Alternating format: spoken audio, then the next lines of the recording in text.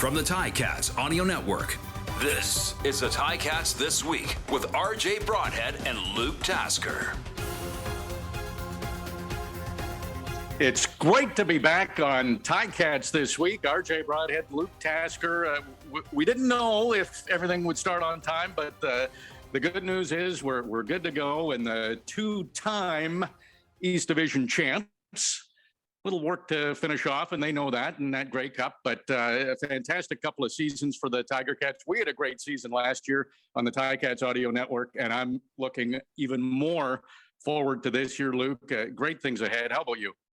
I can't wait, man. Tomorrow is going to be awesome. You know, it's going to be like every first preseason game is. There's going to be some guys that you and I haven't heard much about that we're going to get to see for the first time, along with, 20-some thousand people who have bought tickets to come to the game. So it's going to be a different looking game than what was in what we saw in last November. But man, I cannot wait for things to get going again. Ticats fans are the best. It's going to be a packed house at Tim Hortons Field, and we're going, like you said, we're going to see a ton of players. Another reason I'm so looking forward to this year, we've got a year under our belt working together. We feel our chemistry's pretty good. You're now a media guy. The player thing is. Oh, I'm a vet now, man. Yeah, exactly. No more rookie mistakes here. Me too. It was we had a blast last year. This is going to be a good second year for the Ticat Audio Network as well. Yeah, and access to the players. Last year everything was through video and nothing was personal. And I've been to camp a couple of times and been able to connect with some players and talk to them, and they actually glad to see a face of who's been calling the games. And of course they know you, Luke, but it's good for me to get to know them. And I've already got a couple of great little stories. There's some number changes on players. Right. Pretty interesting. Braylon Addison, 86. Now he's 0, number 0. My dad would say 0 isn't a number, but that we won't get into that. But he said he was injured in college and changed numbers, and then he stayed healthy. So he's hoping that this number change helps him stay healthy, and that would be huge for the Tiger Cats because he is that veteran now of the receiving corps. Yeah, he's the guy, and I saw him around McMaster yesterday and talked to him for a bit, and maybe the number has something to do with it, but I got to say, he also looks, that guy put on a little muscle, man. He looks athletic and fast and good. And it's great to see him, ready to take the field because, the 2021 season for him was just trial after adversity, after trial after trial. And it was a long go for him. So very excited to see him have a meaningful impact throughout the year.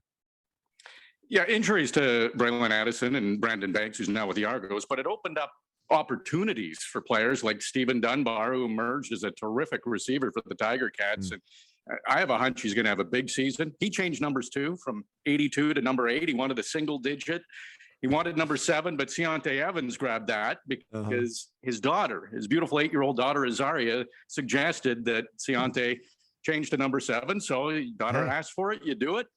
And 8 goes to Stephen Dunbar. But I think with a year under his belt, Tim White won't play in the preseason game, a little banged up. He was practicing earlier in the week at camp, but he'll be back as well. Those two guys really stand out. Pappy White, just getting that year, that season under your belt as a receiver. How important is that? It's huge. And those guys each were asked to plug in where needed last year. People were bouncing around. You mentioned Braylon Addison and Speedy B in last year's lineup. They both went through a lot in 2021.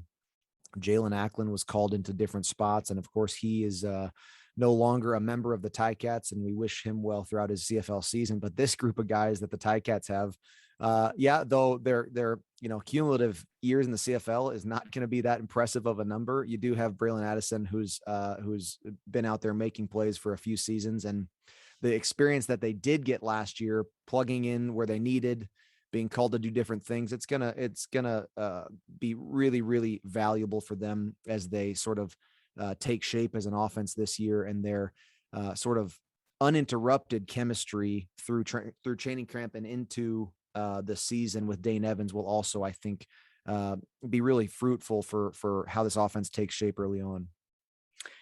Some players to watch. Anthony Johnson comes in at wide receiver. He'll wear number 84 for the Ticats. Number 17, was Luke Tasker's number, but I thought Drew hid all the 17 jerseys so that nobody else could wear them. I know. What happened there?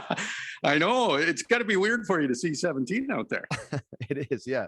That's going to be a little bit different, but all the best to him though.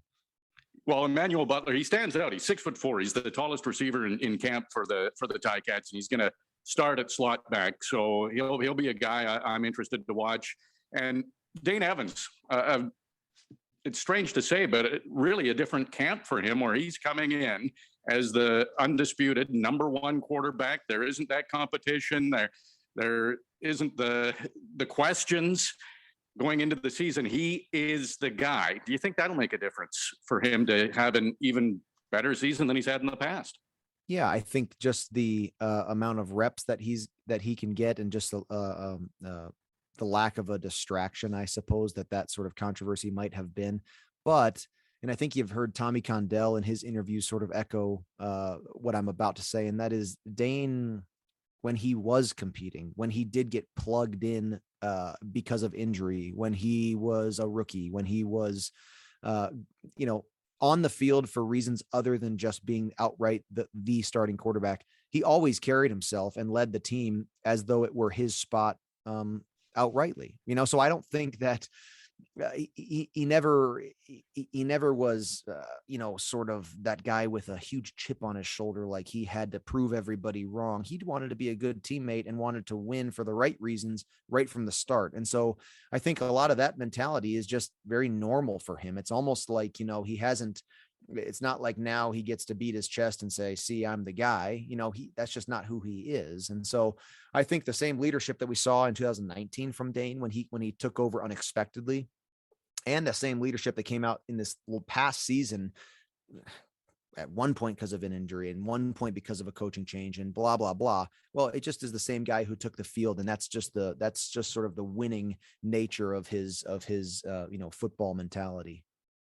Yeah, and he's got the Tiger Cat attitude, Coach O. He does. Dane, everything's positive. It's always looking forward. It's building everybody up. So it's always great to talk to Dane, and that positivity, that great attitude. Good things happen to people who have that attitude, and we're looking forward to seeing what Dane can do as a full season as the number one quarterback. One thing that stood out with me, Luke, is during that 4-day strike, Dane Evans organized practices for the players. So he was running them.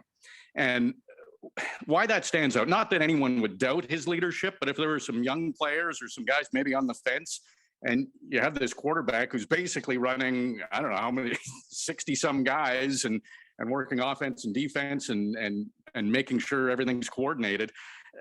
I mean, that's impressive. Like, there wouldn't be a player that wouldn't buy in now and look at Dane for asking questions or the leadership. Like, I was so impressed by that he basically took it upon himself. Like, that's Tom Brady stuff right there. You organize a whole practice for a team, and a lot of players that, new to the CFL. Yeah, it certainly speaks volumes for the leadership of the team, of course, with Dane, and of course with the other leaders who sort of stood by him and made those practices happen. And so that's great for sort of a morale, but I got to say that's also very valuable in a practical sense for young guys. Those 4 days, you're trying to add a small percentage of knowledge each day and each meeting and each practice. And you've only got so much training camp before it comes to the moment where you're either going to get cut or make the team. And that's all you get. And, if the world were different and you had maybe one more week of training camp for some of these guys, maybe that would have been enough days of adding a little percentage here and there for them to end up making the team. And so those 4 practices for somebody or a handful of these guys, those 4 practices will have ended up being the difference into how much they could. Tommy Condell was how many drops of trust can you put in the trust jar?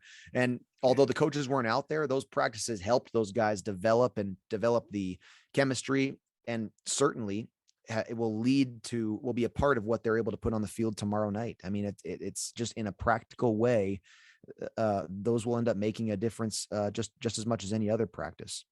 No, that's good insight, Luke. And looking at a preseason game last season, there were no preseason games, and it almost took the Tiger Cats, a couple of games to get they going. Were preseason games. They counted actually. So this year we're lucky that they don't count for anybody.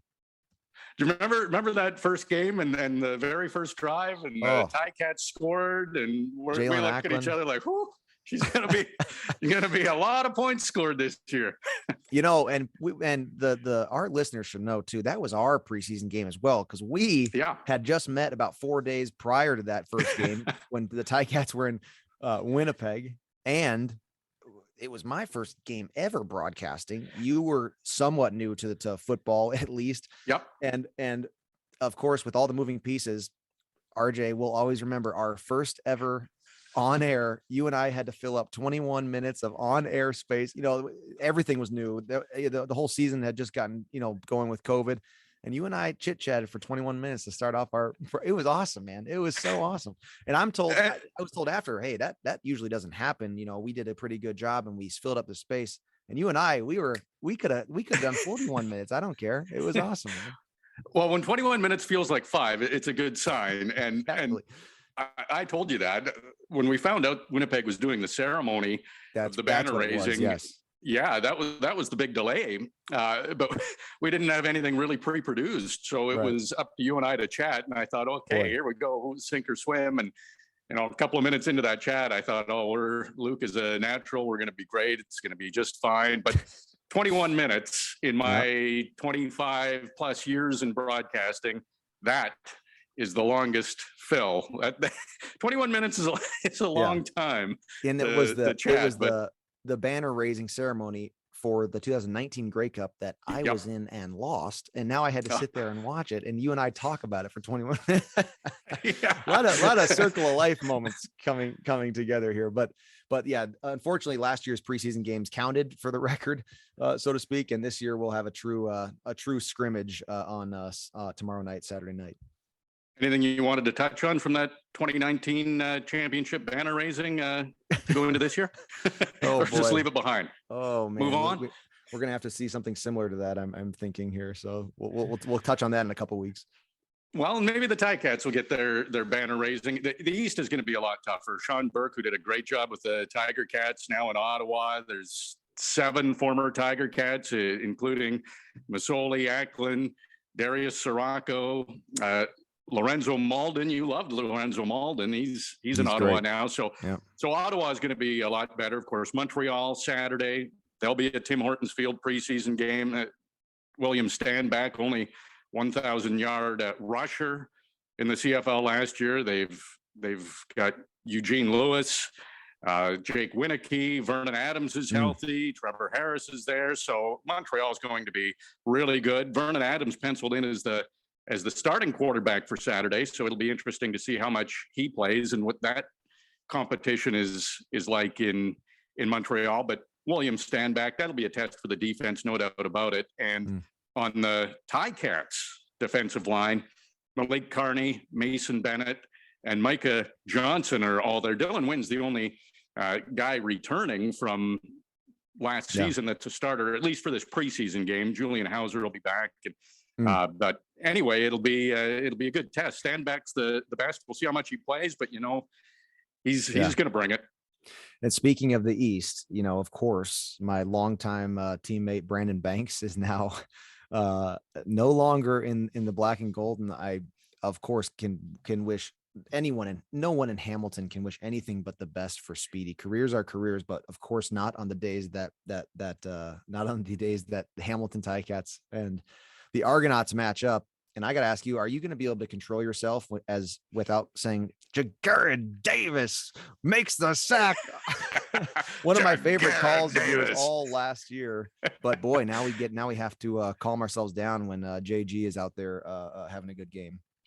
Yeah, I know. I liked how you get a real growl on Jared Davis, and he was great last year for the Tiger Cats. Yeah, he was. So Yeah, it'll be different without him. It'll be fun to watch the defensive line, the kicking game for the Tiger Cats.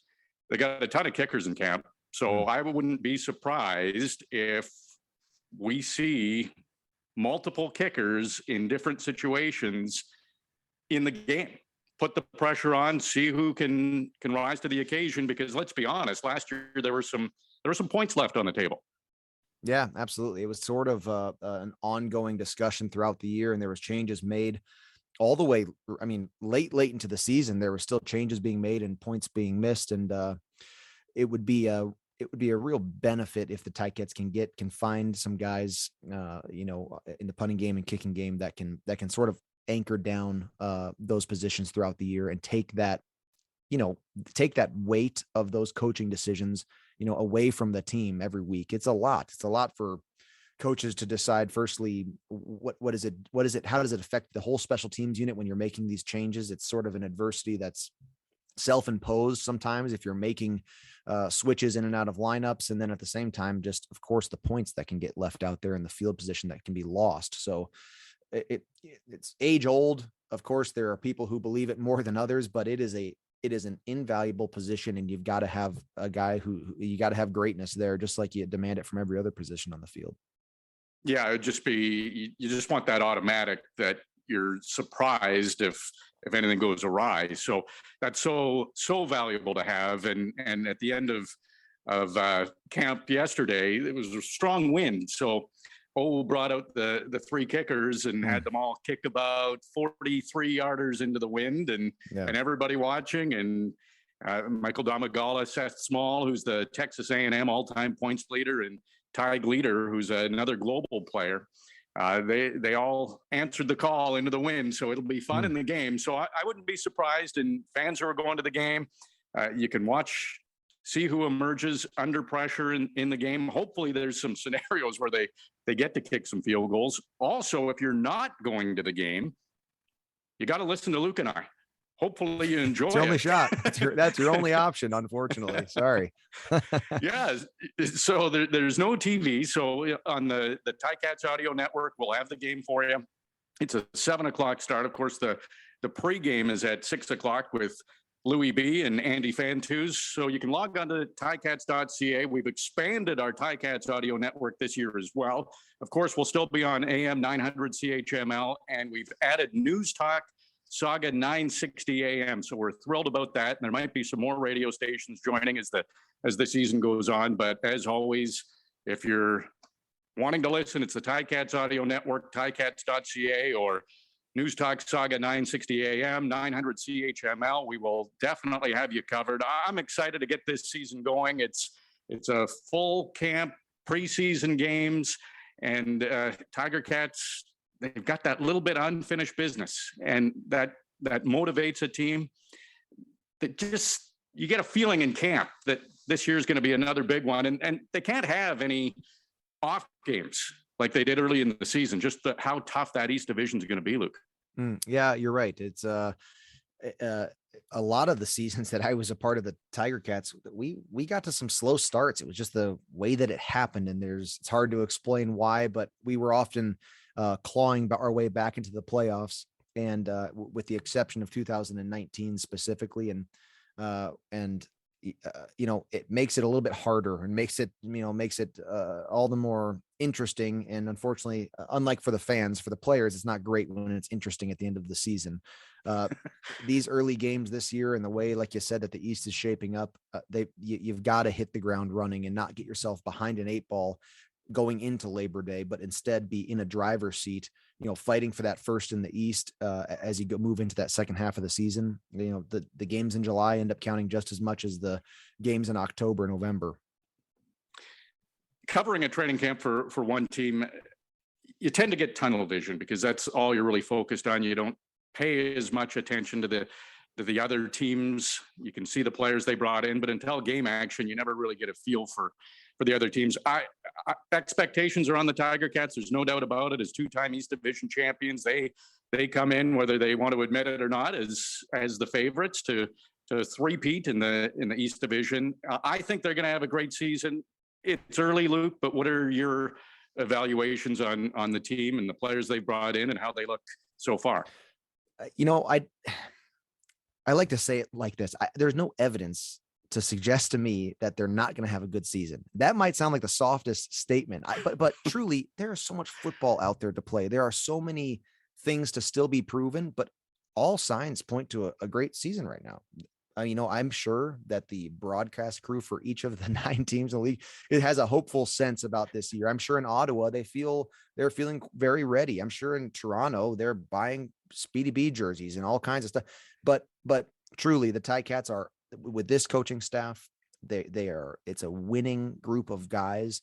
And yeah, you can put that chip on the shoulder kind of mentality on the team if you want. If that motivates you, then fine. For me, it's a new season. It's new guys with a track record and a coaching staff that knows how to win. You just got to make the slight edges and the slight wins that'll put you in a position to be champions by the time it's all said and done. And so far, just 2 weeks into this thing or so, things look good. I like it. We've got to see more and things have to, and you've got to start putting W's on the board early in summer. Well, I just want to add one more thing to that. And you talked about winners. Dylan Wynn is a returning guy, but at the end of camp yesterday, they brought everybody around and he had a pep talk for the guys, and he was loud. I saw him after, and his voice, he had almost lost his voice, but it was really motivational, and you can just, he's perennial all-star, it seems, but maybe he's even taking more of a leadership role. I thought that was a big thing to address the whole team, like offense, defense, special teams, everybody in camp, and he took charge. And I know you're a Dylan Wynn fan, so he's a guy that's pretty easy to get behind if he's your teammate, isn't he? You said it. There are some people who you just naturally take a liking to. There's some players who young guys naturally say, yeah, I'm going to kind of do what he says, and Dylan Wynn, you get a sense that he is a team guy from the very first day he walks in, that he cares about winning more than anything else. He also apparently has an incredible joy in playing football. He just has fun doing it. And that is contagious. And I think it's an important thing to have those guys. Of course, there's a guy standing behind him in the defensive secondary, Simone Lawrence, who also has a good time playing football. That kind of thing is contagious. And you got to have guys who are out there having fun. And for Dylan Wynn to in this early stages of a training camp, for him to address the team, to me, in my mind, that's the right guy. That's the guy who that's a guy who people will buy in with. It's a guy who's incredibly authentic, and you can buy in with a leader like that. Yeah, he talks the talk and he walks the walk. So he'll be one of the leaders of the defense, of course, like you said, Simone Lawrence too, and almost all returning in the linebacker core, and in the secondary. Leonard is there. He took a 1-year hiatus to Calgary, but the former Ticat is back. So we'll get to see a pretty strong secondary. So much to talk about. We're going to have way more to talk about again next week after we see the preseason game, see a lot of these players. And of course, it'll come down to crunch time. The second preseason game, should add, is also only on the Ticats Audio Network. So we will have it for you on Saturday, Luke. I'm looking forward to seeing you and telling some stories about the players and training camp and calling the game for the Tiger Cats fans. Can't wait, RJ. I'll see you up there for Saturday night, and can't wait to see the Tim Hortons field packed again. Yes. Pre-game, 6 o'clock on the Ticats Audio Network, on ticats.ca. AM 900 CHML, News Talk Saga 960 AM. And of course, kickoff at 7 o'clock. Luke and I will have the call on the Ticats Audio Network.